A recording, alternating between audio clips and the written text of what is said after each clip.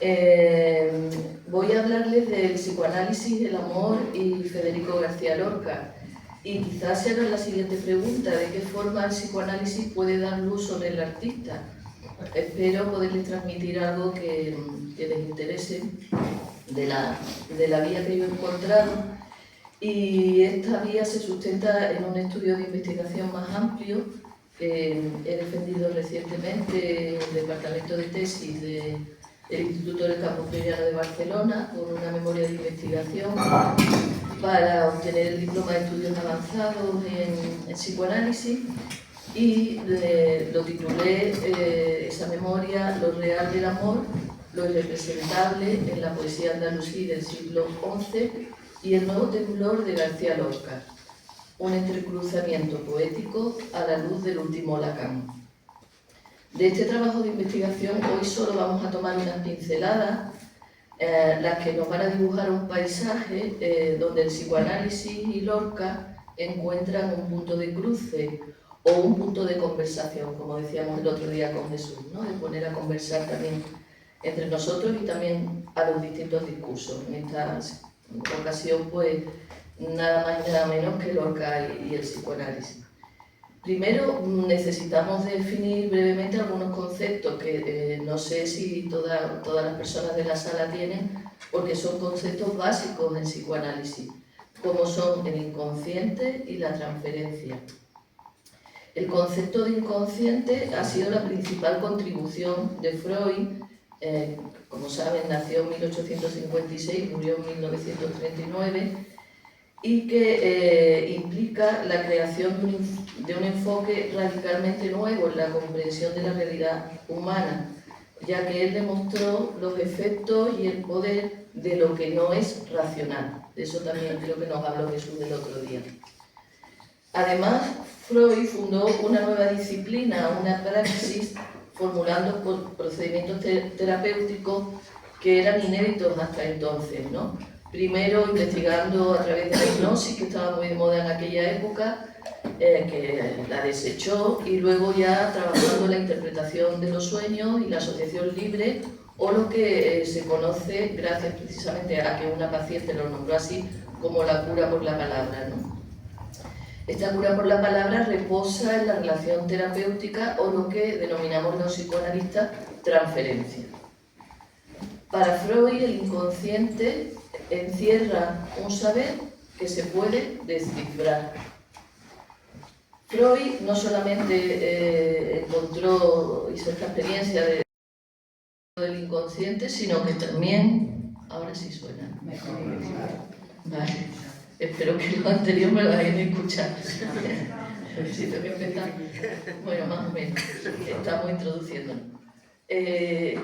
Freud, como decía, hizo otras cosas, y en el sentido de que tras el comienzo de la Primera Guerra Mundial se concentró más en la aplicación de su teoría a la elucidación psicoanalítica de los fenómenos sociales, tales como la religión, la mitología, el arte, la literatura o la propia guerra. Cuando los nazis ocuparon Austria, ya en el 38, él se traslada con su familia a Londres, donde finalmente ya falleció, y de esta última época de Freud corresponden trabajos tan importantes como Más allá del principio del placer, Psicología de las masas, El malestar en la cultura, El porvenir de una ilusión. Son textos donde se abordan, como he dicho, fenómenos básicamente sociales, sin dejar de ser textos psicoanalíticos. Por otra parte, tenemos que referirnos a Lacan. Lacan, ya los que estuvieron el martes escucharon a mi colega Jesús, que habló en algún momento de Lacan. Bueno, Lacan es un psicoanalista que nace en 1901, fallece en 1981, psicoanalista francés, gran lector de Freud, que ha creado una escuela de amplia implantación con la transmisión de sus enseñanzas y de su seminario. Lacan es un autor complejo, porque no es lineal. Lacan nos va dando distintas orientaciones y va avanzando en su enseñanza, y cada vez que hay un cambio radical en su teoría hay que hacer como un cambio también de lectura y de comprensión de Lacan. Por ejemplo, no es lo mismo leer el inconsciente como una cadena significante que leerlo como lo que queda entre líneas, en el hueco entre los significantes. Ni se lee igual el discurso que lo que él llama la letra de voces, o incluso la diferencia que hace él en su clínica entre lo que es la clínica estructural de la clínica de los nudos del ser hablante. Bueno, son conceptos complejos, pero es que Lacan es complejo, no puedo dejar de nombrar eso. Lacan marca sus distancias con Freud, porque él propone que el inconsciente es una operación, no es un concepto de la psicología de las profundidades, ¿no? Como a veces se piensa, se tiene esa idea del psicoanálisis con Freud. Por eso, Lacan sostiene que el inconsciente está estructurado como un lenguaje. Y esto implica que el inconsciente tiene una lógica que es deducible, que es legible y que incluso puede ser predecible y que tiene una temporalidad que le es propia. Lacan no llegó al psicoanálisis joven. Lacan estudió primero medicina, luego neurología, luego psiquiatría y por último llegó al psicoanálisis. En el Hospital de Santán desarrolló cada semana su seminario desde 1953 hasta poco antes de su muerte en 1981. Ese lugar se llenó de filósofos, escritores, psicoanalistas con un nivel de debate extremadamente rico. Hoy estos seminarios se estudian en muchos lugares del mundo y es parte de la formación continuada en distintas redes de formación, no solo de psicoanalistas, sino también de psicólogos, psiquiatras, educadores, filósofos, etc. Por último, otra referencia del psicoanálisis, que es imprescindible, Miller. Miller, psicoanalista lacaniano francés contemporáneo, fundador de la Asociación Mundial de Psicoanálisis, ha sido director del Departamento de Psicoanálisis de la Universidad Paris 8, ha dedicado su vida al estudio y difusión de las enseñanzas de Lacan, ha editado su seminario, sigue editándolos a día de hoy, y sosteniendo sus propios cursos y conferencias por distintos lugares del mundo. Ha estado aquí en Andalucía en más de una ocasión, en Granada, en Sevilla, hace muchos años, pero ha estado. En la investigación a la que antes me refería, en mi investigación, hago un recorrido por las aportaciones de Freud, Lacan y Miller sobre el amor. En esta ocasión solo voy a aportar unos breves comentarios para luego poder entrar en Lorca. El amor para el psicoanálisis implica una complejidad. Esto no impide leerlo en una sola dimensión. Freud ligó el amor al narcisismo, es decir, a la dimensión imaginaria. Y en su texto Introducción al narcisismo describe dos tipos de elección de objeto amoroso. Bien sea la elección narcisista, bien sea la elección por lo que él llamó apuntalamiento. Según nos expone Freud, en el tipo narcisista se ama a lo que uno mismo es, a lo que uno fue, a lo que uno querría ser o a la persona que fue una parte del sí mismo propio. En el tipo de elección por apuntalamiento, Freud nos indica que se toma como modelo a la madre nutricia o al padre protector. Lacan, en los años 50, cambia esto de Freud. Lo toma, lo amplía, pero le añade la prevalencia del registro de lo imaginario. Partió del registro de lo simbólico. Partió del registro imaginario e introdujo el estatuto simbólico del amor. De este modo, el amor ahora se presenta como un don. Dar al otro todo para poder ser todo para él. Y aquí se trata de establecer una diferencia entre la necesidad, la demanda y el deseo. Del deseo también nos habló Jesús el martes. Lacan propone que tras la satisfacción de la necesidad queda la demanda de amor como una demanda de reciprocidad. Por ejemplo, tras dar el alimento se produce otra demanda diferente por parte del niño que no tiene que ver con la necesidad, sino con la demanda de amor. Poco después, Lacan va más allá y afirmará que amar es dar lo que no se tiene. Indica que le damos al otro lo que nos falta, Damos lo que en psicoanálisis se llama nuestra castración. Hablaba también Jesús de esto, de la falta.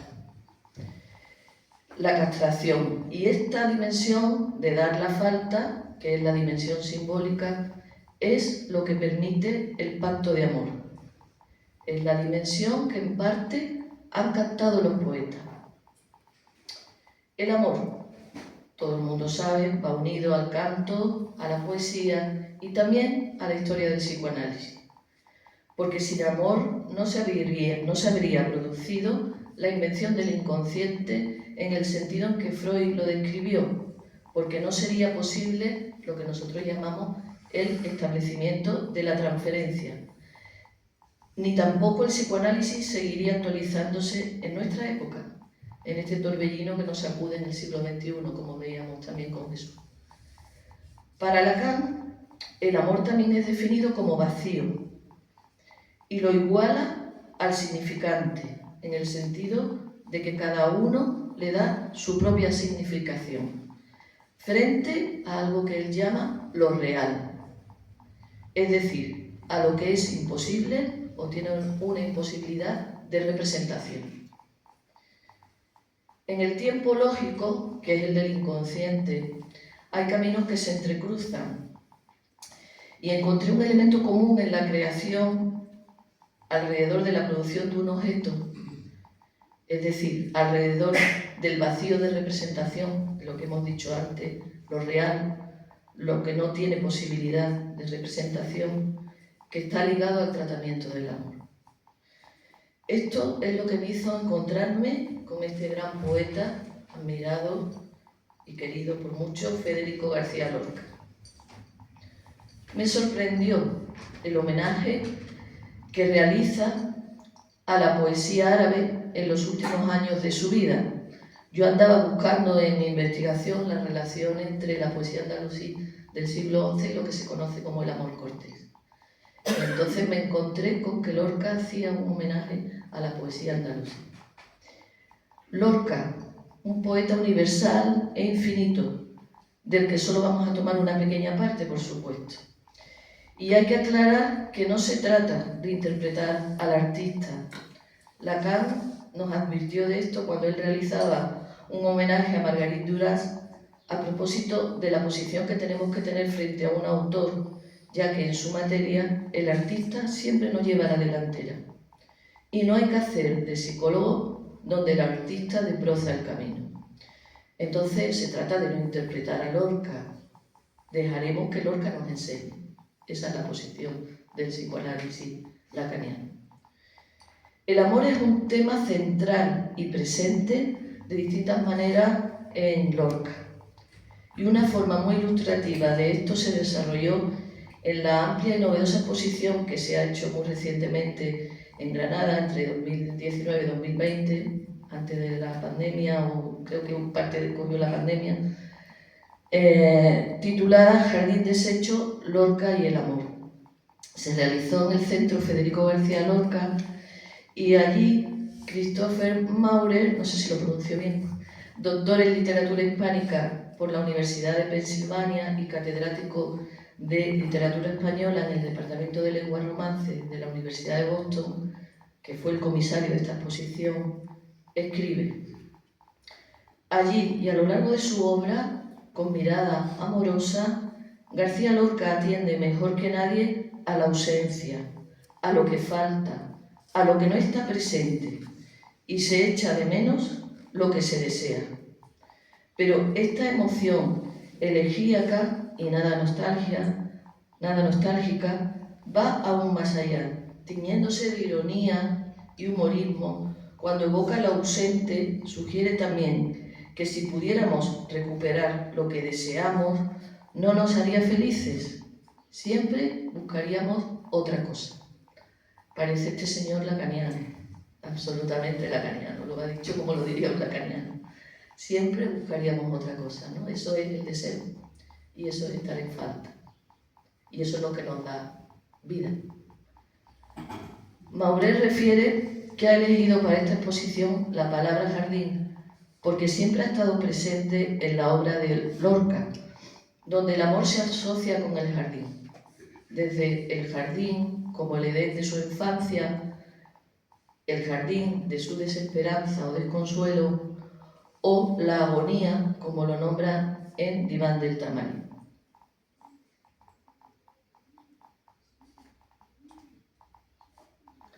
En su obra Diván del Tamarí, Lorca, como he dicho antes, rindió un homenaje a la poesía árabe. Pude preguntarme de qué se trataba con el título de esta obra y el uso de la palabra diván, averiguando que no tiene nada que ver con el objeto que es tan habitual en las consultas de los psicoanalistas. Se trata de un conjunto de poemas, el cuerpo de una obra, al igual que se utiliza en árabe, y procede de la palabra diwan. Tamarí hace alusión a la huerta de Tamarí, un espacio que pertenece al hermano del padre de Lorca, cercano a la huerta de San Vicente, casa de la familia García Lorca para los veranos, ambas situadas en la fértil Vega de Granada. Esta obra estuvo muy influenciada por el gran interés que en la década de 1930 se produjo en su círculo por la literatura árabe o andaluza, cuando García Gómez, amigo de Lorca, publicó poemas árabe o andaluces, con la traducción de poetas de los siglos X al XIII y que causó una gran impresión a los poetas de la generación del 27 y de forma muy particular a Lorca. En Diván del Tamarí, él rinde un doble homenaje. Por una parte, la curiosidad que le despertó su amigo por esta poesía y por otra parte, el reconocimiento a su jardín familiar. Como hemos dicho antes, la palabra jardín para él tiene mucha importancia. En esta obra se mantiene el núcleo temático común de la nostalgia, el amor, la muerte y una erótica alrededor del amor imposible. El libro está compuesto de 12 gacelas y 9 casidas. La gacela es una forma literaria empleada en la lírica persa, un poema corto, y la casida, en la lírica árabe clásica, es un poema de cierta extensión. García Gómez aclaró que el uso que hizo Lorca de estas denominaciones era totalmente arbitrario, ya que no siguió las formas métricas ni las normas técnicas. Explicó que eran poemas auténticamente lorquianos, con un homenaje de simpatía a la herencia andalusí. Y lo que sí comparten las gacelas y las casidas con esta herencia andalusí es el rasgo de la temática fundamentalmente amorosa. Por eso lo traigo. Diván del Tamarí empieza con el siguiente poema, que aborda la búsqueda del amor imposible, callado y oculto. A ver si estoy a la altura de Lorca para recitarlo. Gacela del amor imprevisto. Nadie comprendía el perfume de la oscura magnolia de tu vientre. Nadie sabía que martirizabas un colibrí de amor entre los dientes.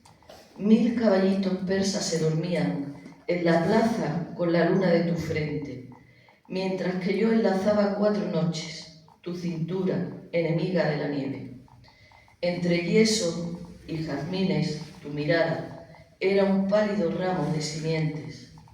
Yo busqué para darte por mi pecho las letras de marfil que dicen siempre, siempre, siempre.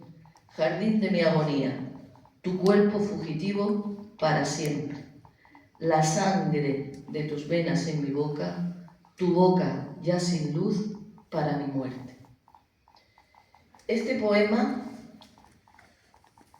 afirma la imposibilidad de toda relación, nos parece. Y también nos parece que el poeta recurre al uso de la repetición de conceptos abstractos y a la vez absolutos. Nadie, siempre. Algunos críticos sostienen que no se puede separar esta obra escrita de la que a posterior los sonetos del amor oscuro, que se editó de forma póstuma. Bueno, el Diván de Tamarí también. Hubo un intento de edición en la Universidad de Granada, finalmente no se editó. El poeta utiliza el soneto, en los sonetos del amor oscuro, para abordar con metáforas y símbolos el sufrimiento de su amor y el deseo hacia otros hombres, convirtiendo el amor en dolor. Para mostrar este efecto he elegido destacar un soneto por el uso particular del ritmo del lamento. De alguna manera, algo que también está en la poesía andalusí, con la interjección del ay, muy reiterativa. Ay, voz secreta del amor oscuro. Ay, voz secreta del amor oscuro. Ay, balido sin lanas. Ay, herida. Ay, aguja de hiel, camelia hundida. Ay, corriente sin mar, ciudad sin muro. Ay, noche inmensa de marfil seguro, montaña celestial de angustia erguida. Ay, perro en corazón, voz perseguida, silencio sin confín, lirio maduro. Huye de mí, caliente voz de hielo, no me quieras perder en la maleza, donde sin fruto gimen carne y cielo. Dejo el duro marfil de mi cabeza, apiádate de mí, rompe mi duelo, que soy amor, que soy naturaleza. Bueno, llegamos a otro punto de Lorca. Yo me emociono al leerlo, me ponen los pelos de punta. Que es el nuevo temblor. Y bueno, de la emoción del nuevo temblor, ahora lo explico. Estudiando los distintos periodos de la enseñanza de Lacan, para aproximarnos a la lógica de lo real del amor, encontré una interesante referencia que Miller, el tercer psicoanalista del que les he hablado de Freud, he hablado de Lacan, he hablado de Miller, que es contemporáneo y que aún vive. Miller dice que en su ultimísima enseñanza Lacan lleva a cabo una destrucción creadora que implica un rebajamiento de lo simbólico, dado o dada la inadecuación de la palabra a las cosas, es decir, la inadecuación de lo simbólico a lo real. Miller cuenta que le llega de Suiza un mensaje de alguien que después de una de las clases del curso de Miller le mandó una cita de García Lorca, donde dice: es preciso romperlo todo para que los dogmas se purifiquen y las normas tengan un nuevo temblor.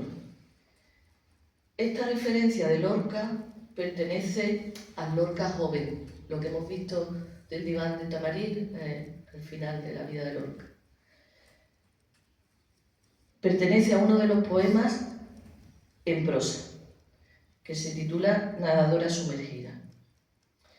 Miller lo denomina un poema de amor y de erotismo, resaltando que incluye el significante temblor, señalando que él no emplea la palabra en francés sino en castellano porque puede ser tomado como un temblor de tierra, en el sentido de un terremoto, y también como un temblor del cuerpo, con la idea del estremecimiento. Se trata de lo que los psicoanalistas conocemos como un acontecimiento del cuerpo. Eso sin duda, a mí al menos los poemas que he leído anteriormente me lo provocan. Y este de Nadadora sumergida también. Miller transmite que este poema expresa muy bien la idea de cambio que anima la última y ultimísima enseñanza de Lacan. Como les he dicho, Lacan no es lineal y está siempre cambiando. Y explica el contexto en el que se sitúa esta producción de Lorca. Un contexto para Lorca de ruptura, de cambio, estableciendo Miller una semejanza con el movimiento que se da también en la enseñanza de Lacan. Miller dice: esto me lleva a preguntarme cómo hizo Lacan para hacer estremecer el psicoanálisis en su enseñanza, para hacerlo temblar, y toma este significante de Lorca. En su propia respuesta afirma que Lacan pudo distinguir entre tres registros: imaginario, si se acuerdan cuando hemos hablado antes, que sería el aspecto más narcisista del amor; simbólico, que estábamos hablando del don, del pacto de amor, de la reciprocidad, de dar la falta, la castración y el registro real en Lacan, que es el más complejo. Miller dice que haciendo Lacan esta distinción entre imaginario, simbólico y real, purificó los dogmas del psicoanálisis. Miller también subraya que lo real, que es la noción más difícil de Lacan, resulta ser un nuevo temblor, como el Lorca. Y que Lacan eliminó primero la gramática del inconsciente, más tarde eliminó la lógica, y al final se quedó con una X, que es la poesía. Una poesía que opera en dirección directa del significante con el cuerpo. Lacan propone como el eco del decir en el cuerpo. Por lo tanto, ni la gramática ni la lógica del inconsciente, la poesía. En lo real del amor también se trata de un nuevo temblor. Se rompen los dogmas. Esa era la situación que se daba en la época de juventud del poeta. Por eso hemos buceado en el contexto en el que se escribió Nadadora sumergida. Se trataba de una época de ruptura y de abandono de lo tradicional. Y para entender este cambio que se jugaba en Lorca, tenemos que enmarcarlo dentro del periodo conocido como la época daliniana, cuando Lorca se encontró con Dalí. Un periodo que marcó de forma impactante su vida y su obra. Era además un tiempo de unión entre lo poético y lo plástico, ya que Lorca acompañaba su producción literaria con el interés por la música, componía, tocaba el piano y dibujaba. Nadadora sumergida, en su primera publicación, se acompaña de 2 dibujos realizados por el propio Lorca. En este cambio de Lorca abraza una nueva estética y para desarrollarlo voy a hacer referencia al ensayo de Ian Gibson, Lorca, Dalí, el amor que no pudo ser. Les aconsejo que lo lean, es muy interesante. Este reconocido biógrafo explica que Lorca llegó a Madrid en la primavera de 1919 y pudo conseguir una plaza en la codiciada residencia de estudiantes tras entrevistarse con su director en otoño de ese mismo año. Esta residencia, como imagino sabrán, era una institución muy particular, libre de la injerencia del Estado, con un estilo propio, se dedicaba a la formación de individuos polifacéticos y estaba muy inspirada en el sistema de enseñanza de Oxford y Cambridge. En la España de aquella época no había nada comparable. Relata que la personalidad artística de Lorca rápidamente impactó en los demás residentes. Como hemos señalado, tocaba el piano de cola, componía poemas y canciones, dibujaba, hacía teatro. Lorca inicia diferentes amistades con Eduardo Marquina, Juan Ramón Jiménez, José Bello, Luis Buñuel. Dalí llegará a la residencia de estudiantes un poco más tarde, en septiembre de 1922, para estudiar en la Real Academia de Bellas Artes de San Fernando. Ahí se encuentra con Lorca, generándose una amistad intensa. Ambos compartían muchos elementos. Admiraban a Rubén Darío, ambos habían perdido un hermano, ambos aman el mar, han tenido una infancia marcada por la música y en especial por la canción popular. Además, el pintor tiene talento literario y el poeta dibuja. En la primavera de 1922, la editorial Biblioteca Nueva inicia la publicación en español de las obras completas de Freud. Buñuel y Dalí devoraban los primeros tomos, impactados sobre todo por la importancia de la sexualidad infantil y el estudio de los sueños. Lorca, a la vez, leía también esto, pero a la vez componía los poemas de romanceros gitanos y trabajaba en otros proyectos de teatro como Mariana Pineda. Lorca estuvo invitado a pasar varias épocas en Cadaqués, con Dalí, recibiendo cada vez más influencia, tanto de su pintura como de su personalidad y de sus referencias al surrealismo. Esto se verá plasmado en los poemas en prosa. La amistad se afianzaba y Buñuel lanzaba duros ataques contra Lorca por su amistad con Dalí. Según refiere Gibson en el ensayo que antes les he citado, no soportaba la homosexualidad ni el origen andaluz de Lorca. Por otra parte, en 1928, Lorca publica Romancero gitano, triunfando inmediatamente, siendo alabado por los críticos por combinar elementos de la tradición y de lo moderno. Recibe entonces una carta implacable de Dalí, criticando su poesía, calificándola de tradicional, acusándola de vieja y conformista. Lorca responde a esto con la composición de un poema vanguardista, al que nombró de forma diferente hasta su publicación final.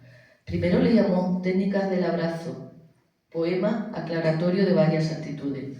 Luego le llamó Últimos abrazos, pequeño homenaje a un cronista de salones.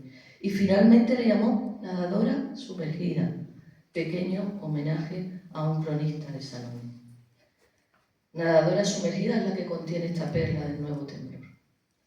En la primera parte de Nadadora sumergida, el narrador, dirigiéndose al personaje de la condesa, le cuenta que ya sabe lo que es despedirse para siempre, relatando el último abrazo con su gran amor, que tiene 3 tiempos. Así, desde el psicoanálisis, podemos subrayar el acto de Lorca como creador, con la apertura a un nuevo comienzo, dando forma a una nueva voz poética en su escritura y que aparece entre líneas con ese nuevo temblor. Recordaremos otra vez que el nuevo temblor se encuentra en este fragmento de Nadadora sumergida, donde el poeta, en boca del protagonista, establece una conversación de la que yo solo voy a reproducir un pequeñito trozo. Condesa, aquel último abrazo tuvo 3 tiempos y se desarrolló de manera admirable. Desde entonces dejé la literatura vieja que yo había cultivado con gran éxito. Es preciso romperlo todo para que los dogmas se purifiquen y las normas tengan un nuevo temblor. Es preciso que el elefante tenga ojos de perdiz y la perdiz pezuñas de unicornio. Por un abrazo serio, todas estas cosas, y también por ese gran amor que me desgarra el chaleco de seda. Parte de mi hipótesis de investigación fue considerar el nuevo amor, un concepto lacaniano, que no es una idealización ni una nueva identificación, es un amor que apunta a lo real, en el sentido de saber que el amor es contingente, depende de la contingencia del encuentro. Pues la hipótesis fue considerar el nuevo amor en relación al nuevo temblor, del mismo lado que el temblor lorquiano, como creador, abrigando o abrazando lo real, lo que no tiene representación. Lorca lo subraya de alguna manera al inicio de este poema. Ahora sé lo que es despedirme para siempre. El abrazo diario tiene visa de molusco. Este último abrazo de mi amor fue tan perfecto que la gente cerró los balcones con sigilo. Así es que este nuevo temblor que apareció en la prosa poética de Nadadora sumergida se difunde por primera vez por insistencia de Lorca, que se empeñó, en una revista de vanguardia de la época, en el número 28 de la revista L'Ami de las Arts, en Sitges, el 31 de septiembre de 1928. Ocupa una página tras un texto de Dalí, en un apartado titulado Letras andaluzas, y le acompaña otro de sus textos en prosa poética, Suicidio en Alejandría. Ahí se mezclan en Suicidio de Alejandría párrafos y series de números, llegando al final del poema al 0. En el centro de la página se sitúan 2 ilustraciones realizadas por el propio Lorca. Esta fue la respuesta de Dalí a Lorca. En Nadadora sumergida y en Suicidio de Alejandría se produce algo nuevo que tiene que ver con un momento de alejamiento y desencanto con Dalí.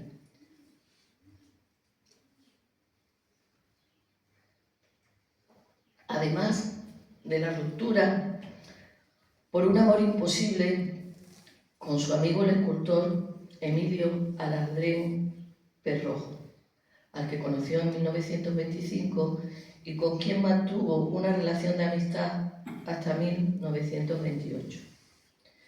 Gibson refiere que este amigo de Lorca no era homosexual, era heterosexual, y se acercó a Lorca solo porque quería triunfar, por lo que mantuvo con él esta amistad.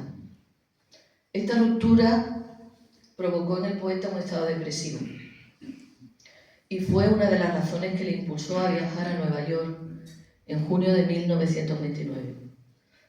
Recordemos que otras de las variables que incidieron en la escritura de Nadadora sumergida fue que en julio de 1928, cuando publica Romancero Gitano, frente a su éxito y a todas las críticas favorables, recibe la carta de Dalí, una carta larga y despiadada. Se la voy a leer porque no tiene desperdicio. Tu poesía actual cae de lleno dentro de lo tradicional.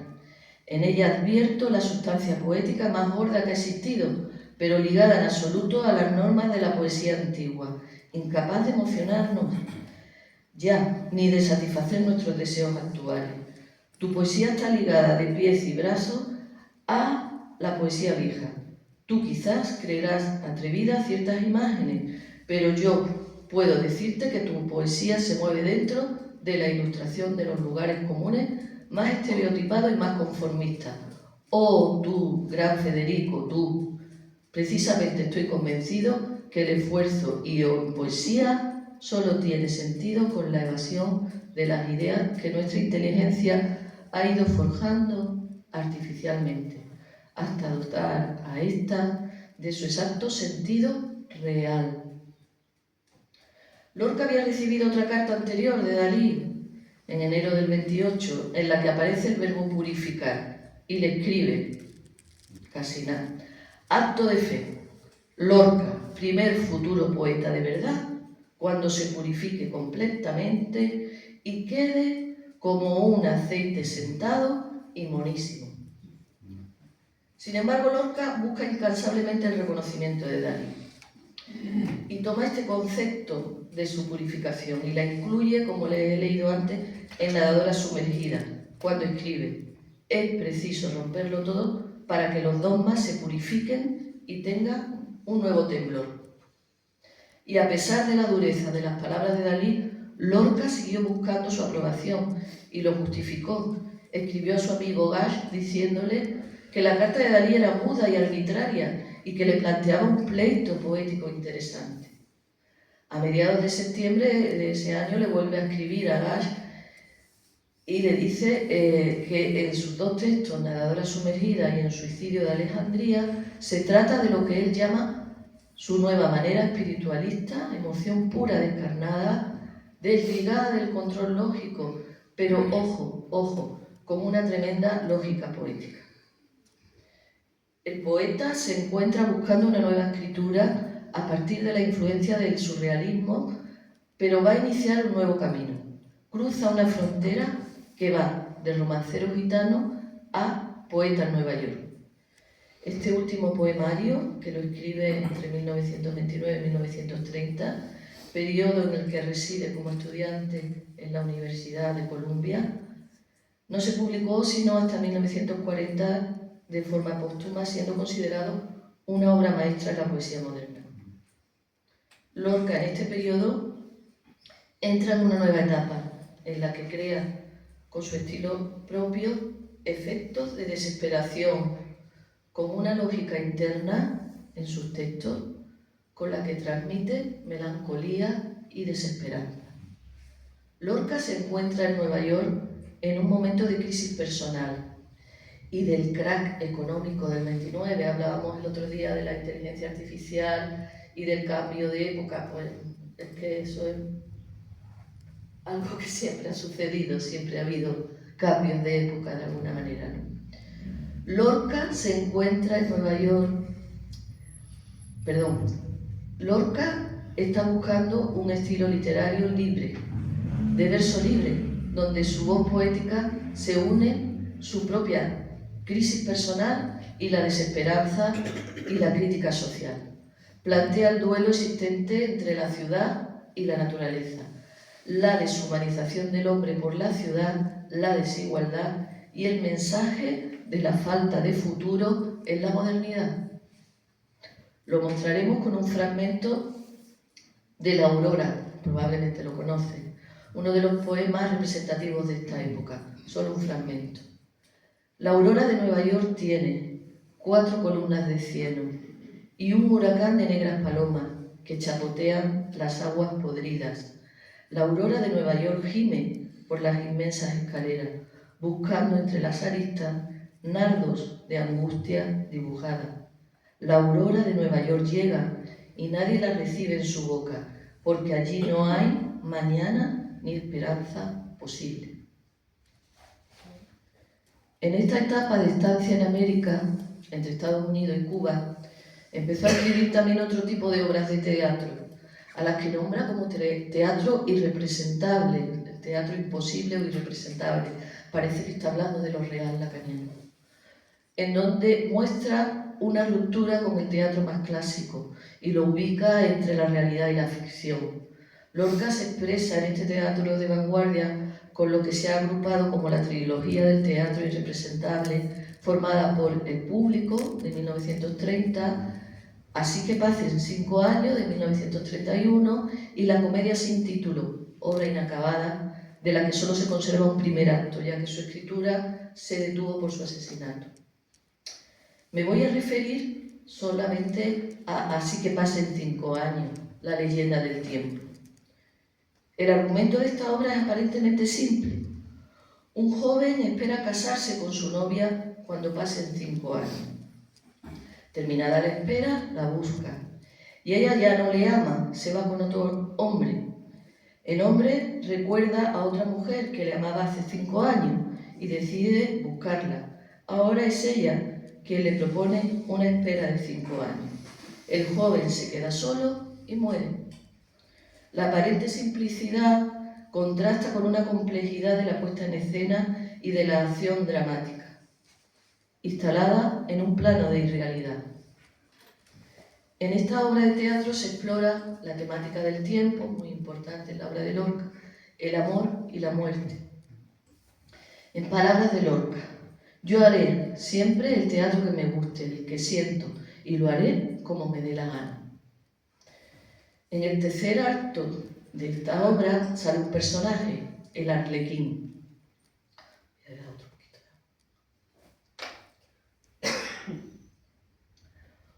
Un personaje del que le voy a citar un fragmento de lo que él recita en la obra y que quizás le suene. El sueño va sobre el tiempo, flotando como un velero. Nadie puede abrir semillas en el corazón del sueño. ¡Ay, cómo canta el alba, cómo canta! ¡Qué témpanos de hielo azul levanta! Así es que el nuevo temblor de Lorca flotó sobre el tiempo. Y lo podemos percibir también como un temblor de tierra que hizo olas hasta llegar al flamenco más purista, cuando en 1979 se publicó el álbum de estudio de Camarón de la Isla, titulado La leyenda del tiempo. Un disco que espantó a los más clásicos. Tengo entendido que lo compraban y lo devolvían, ya que mezclaba el flamenco con elementos de la música rock, el bajo electrónico y letras de Lorca en algunas de sus composiciones. Su primera canción toma concretamente la letra que recita Arlequín, que acabamos de mencionar. Por esto, cuando escuchamos esta canción, que me hubiera gustado ponerla, pero como para esas cosas soy muy torpe, no he sabido cómo montarlo para ponerla.